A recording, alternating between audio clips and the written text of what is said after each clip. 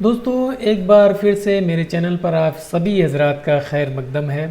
दोस्तों मैंने ये कार्ड आपको दिखाया था कि ये कैसे बनाया जाएगा। ये कुछ चीज़ें बता चुका था मैं इसके बारे में, ये कैसे बनाएंगे, ये बॉर्डर वगैरह कहाँ से लेंगे, कैसे डेकोरेट करेंगे, ये सारी चीज़ें मैं अपने हिंद ग्राफिक वाले चैनल पर सारी चीज़ें मैं बता चुका हूँ कि बॉर्डर वगैरह कहाँ से कैसे लेते हैं। ठीक है, तो आप वहाँ भी देख सकते हैं। और अब मैं इसमें दिखाता हूँ आपको, इसमें ख़ास तौर से उर्दू के बारे में बताऊँगा।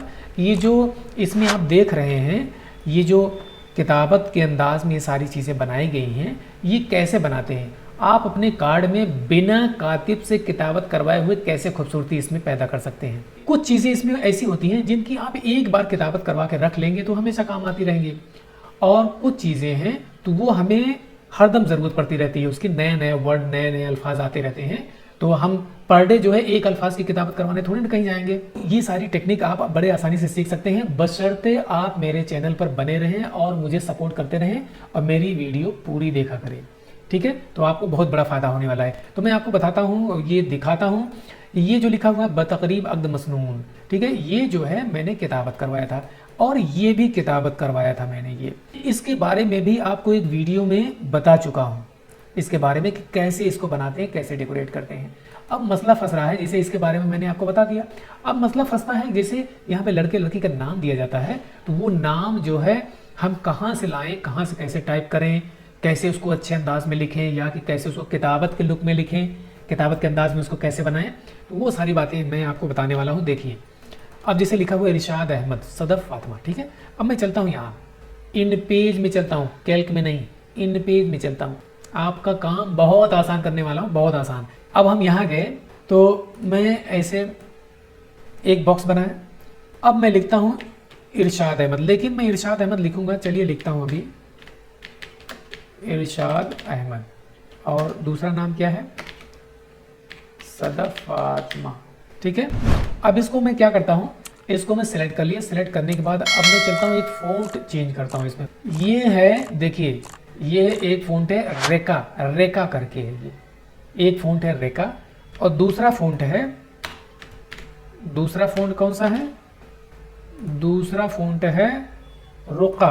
पहला फ़ॉन्ट है रेका, रेका, और दूसरा फ़ॉन्ट है रुका। अब यहाँ पे स्पेलिंग आप देख सकते हैं, यहाँ ये क्या लिखा, ROUQA, यूनिकोड, ये वाला फ़ॉन्ट। और यहाँ पे देखेंगे REKAA, रेका। लेकिन दोनों में आप फ़र्क देखेंगे, इसको थोड़ा सा और बड़ा कर लूँ तब समझ में आएगा दोनों में फ़र्क क्या है।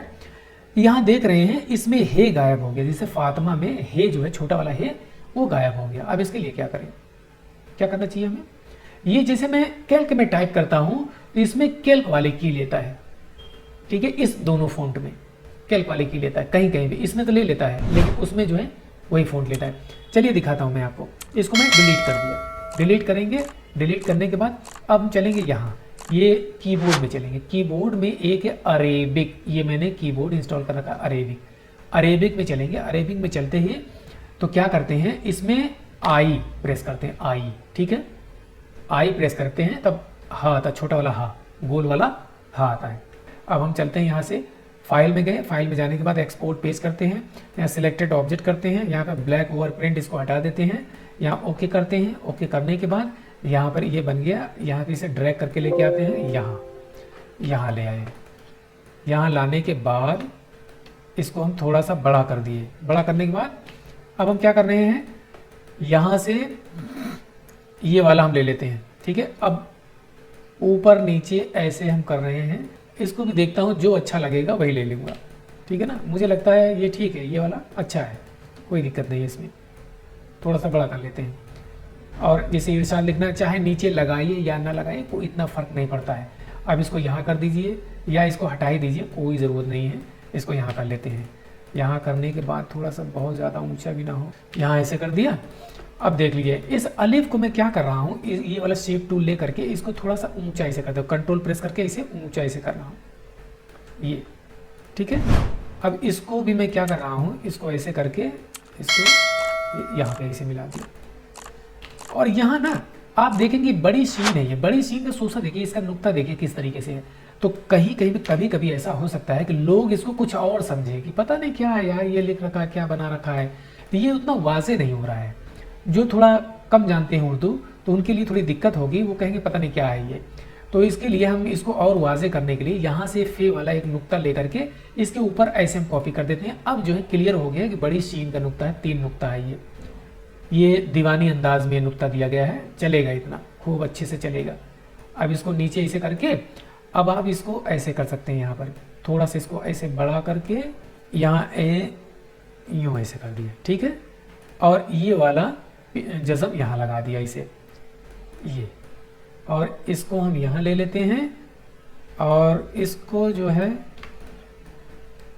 यहाँ ले लेते हैं, इसको भी इसे बड़ा कर लेंगे और इसको यहाँ पर भी लगा देते हैं और ये वाला यहाँ लगा देते हैं। और ये जो हे बच रहा है, यहाँ पे हे लिखा हुआ है, यहाँ पे थोड़ा सा दिख रहा है, यहाँ पे मैंने क्या लगा रखा है, यहाँ पर कुछ ऐसे एलिमेंट लगा रखा है। अगर ये ना अच्छा लगे आपको तो ये ना लगा करके कुछ और लगा सकते हैं। कुछ जैसे मान लीजिए आपके पास किताबत है, जैसे ये सब, इसमें से कोई भी एलिमेंट लगा सकते हैं, जैसे ये वाला ना, ये भी लगा सकते हैं।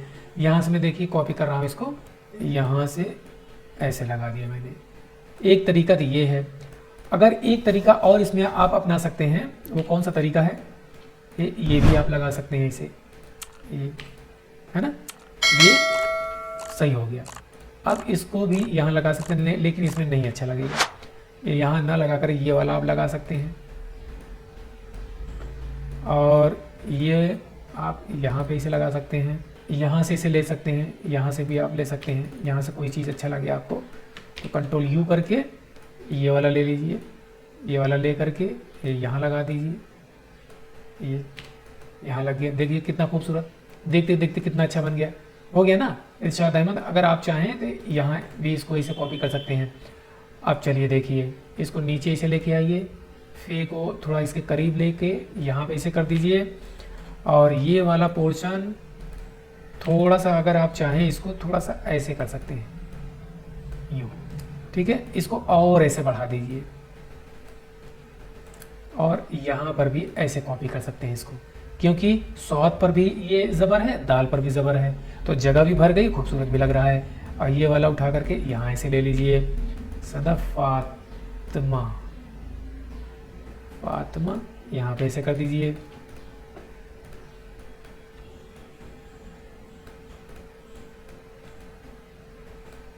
इसको लेकर के ज़्यादा बड़ा हो तो थोड़ा छोटा कर सकते हैं। फेक का नुक्ता थोड़ा सा नीचे इसे कर दीजिए और इसको जो है थोड़ा सा ऐसे कर दीजिए और यही सेम उठा करके यहाँ कर दीजिए। आप देखिए अब ये मोस्टली बनके तैयार हो गया। बस इसको थोड़ा सा आप सजा दीजिए, बस इसको यहाँ पे इसे लगा दीजिए और ये वाला पोर्शन चाहे तो आप यहाँ लगा सकते हैं और ये वाला पोर्शन आप यहाँ लगा सकते हैं, थोड़ा सा बड़ा करके यहाँ लगा दीजिए और यही सेम पोर्शन यहाँ लगा देते हैं। ये हो गया आपका।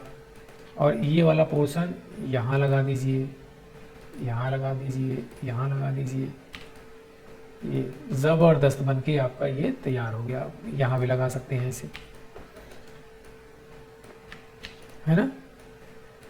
ये आपका बिल्कुल परफेक्ट बनके तैयार हो गया। अब इन चीज़ों की ज़रूरत नहीं है। अगर आप चाहते ये भी लगा सकते थे, लेकिन ये वाला उतना मुझे नहीं अच्छा लग रहा है ये। तो मुझे उम्मीद है कि आपको ये बेहतरीन समझ में आ गया होगा।